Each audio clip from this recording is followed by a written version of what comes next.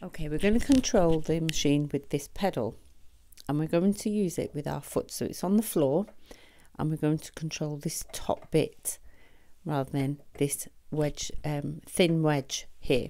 Okay, so you really should wear shoes when you're doing this, because you might have pins and needles on the floor, you can get hurt. So for a safety precaution, wear shoes, but I'm showing you with my shoe off, because then you can see how I control the pedal. Now listen to the click.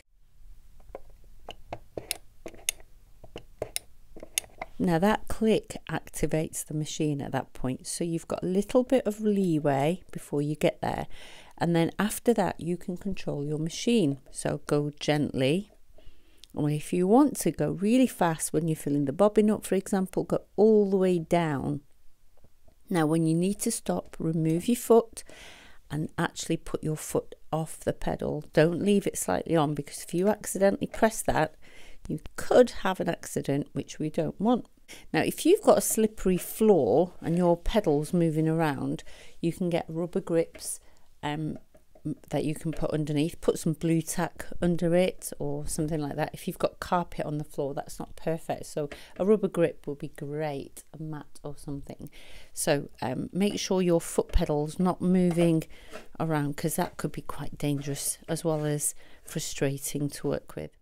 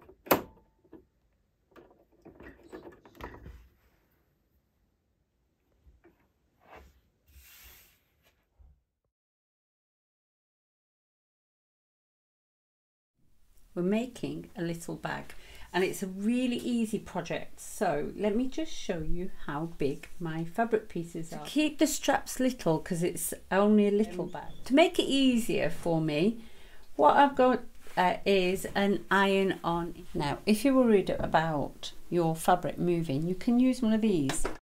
We'll get to the corner. We're going to make sure our needle's all the way down. Lift up your press foot so you can swing your fabric down. Now we're going to place our pocket onto the inside, and we said about 9 centimeters, didn't we?